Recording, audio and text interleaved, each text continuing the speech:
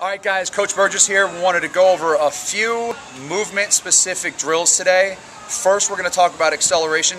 These drills you can apply to football training, really trying to improve your acceleration, as well as 40-yard dash.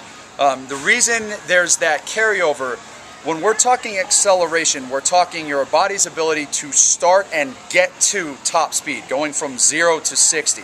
If you break down the game of football, it's predominantly just acceleration. Very rarely in very few positions do you get to top end speed. And even when you break down the 40-yard dash, it's predominantly an acceleration drill. Versus a 100-meter sprint, you're going to get to top end speed maybe towards that, after that 50-meter mark. 40 yards, you're accelerating. You're really trying to push, and drive yourself forward. So there are a few things that we want to address when we're talking acceleration. So first we're going to start with stance. Right now I have Coach Brown just standing here. A lot of times when you start a drill from a 2-point stance or a split stance like this, you're going to have your athletes just kind of get loose to the line. They don't really know how to start. Matt right now is just kind of hanging out waiting for the cue to sprint forward. What we want to do is get enough stored tension in that drive leg to explode forward. One of the problems you see with a lot of athletes is false stepping, basically picking up and putting down their drive leg, their drive foot, without gaining any ground. So one of the ways you can address that is just teach first positive shin angle. So what I want you to do, Matt, is try to jam your left shin forward at the ankle joint, like you're trying to push your left shin into the front of your shoe.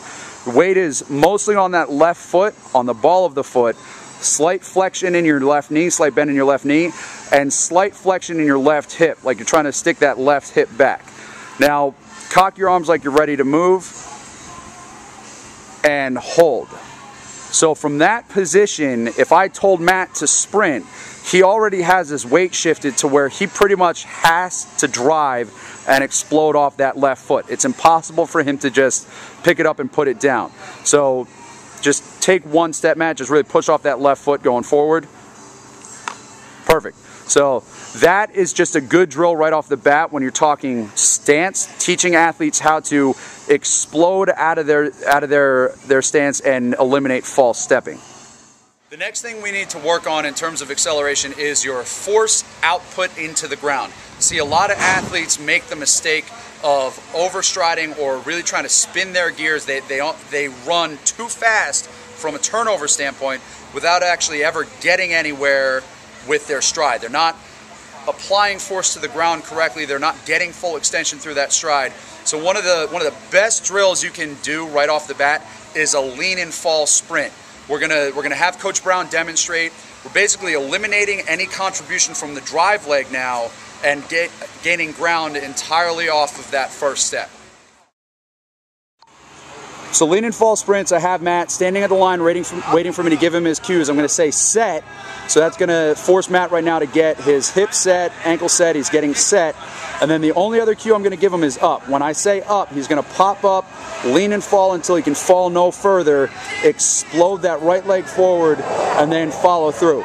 I only want Matt going 3 hard steps, really focusing right now on gaining ground with each step, each ground contact, and then letting his momentum run out. Instead of just trying to stop short after 3 steps, he's going to just let his momentum run out, lift his chest up, and decelerate, through 10, 15 yards. So Matt, pop up, push,